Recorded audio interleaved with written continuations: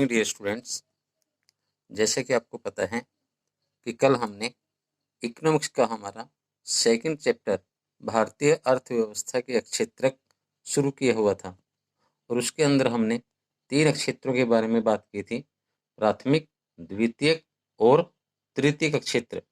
प्रिय विद्यार्थियों, मैंने आपको कल भी बताया था कि जो प्राथमिक अक्षेत्र होता है वो क्या करता है, वो प्राकृतिक वस्तुएं उत्पादित करता है, और जो द्वितीय क्षेत्र है वो क्या करता है, वो विनिर्मित वस्तुएं उत्पादित करता है, और जो तीसरा क्षेत्र होता है वो अन्य क्षेत्रों के विकास में मदद पहुंचाता है। तो कहने का क्या मतलब है कि जो प्राथमिक क्षेत्र है वो किससे जुड़ा हुआ है, प्रकृति से, और द्वितीय क्षेत्र विनिर्माण के कार्यों से, और तृतीय क्षेत्र किससे जुड़ा हुआ है, सेवा कार्यों से। तो आगे इसी तरह से हम आगे चर्चा करेंगे कि 2 प्रकार के और क्षेत्र होते हैं, संगठित और असंगठित क्षेत्र। संगठित और असंगठित।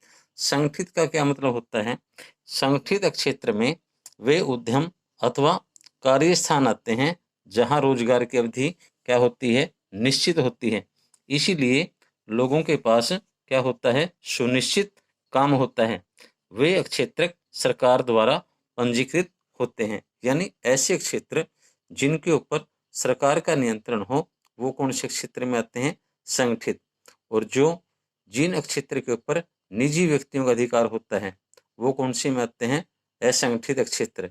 यानी जो सरकार के अधीन है वो संगठित, और जो सरकार के अधीन नहीं होते वो कौन से होते हैं, असंगठित।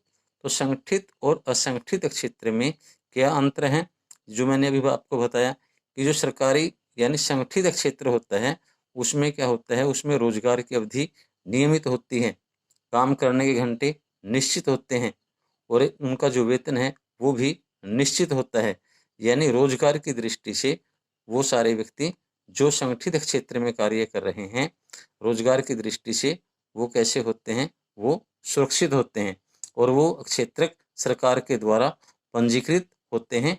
इसलिए उन्हें सरकारी नियमों और कानूनों का पालन करना पड़ता है। लेकिन जो असंगठित क्षेत्र है, असंगठित असंगठित कौन से हुए, जिनके ऊपर सरकार का नियंत्रण नहीं है। यानी असंगठित क्षेत्र के श्रमिकों का, चाहे वे ग्रामीण क्षेत्र के हों या शहरी क्षेत्र के हों, सबका दोनों तरह से आर्थिक और सामाजिक शोषण होता है। विशेषकर जो श्रमिक अनुसूचित जनजाति, अनुसूचित जाति, पिछड़े हुए वर्गों से संबंध रखते हैं, उनमें से अधिकतर असंगठित क्षेत्रों से संबंध रखते हैं। उन्हें न केवल आर्थिक शोषण का शिकार होना पड़ता है, बल्कि उन्हें सामाजिक अन्याय का भी सामना करना पड़ता है।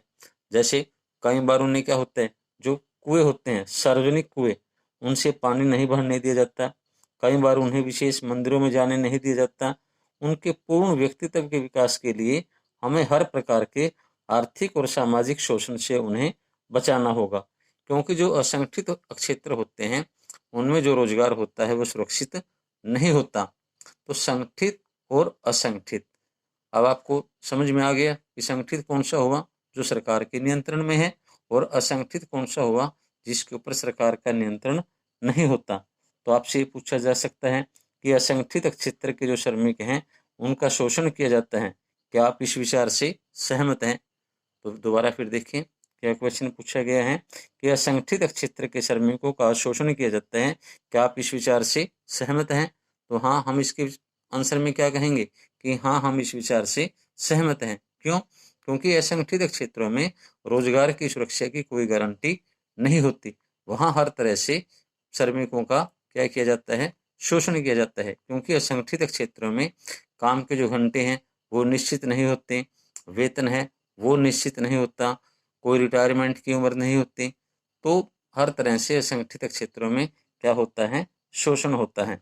तो आज हमने इसके अंदर कौन सा किया, संगठित और असंगठित। तो आप ये क्वेश्चन अच्छे से लर्न करना। धन्यवाद।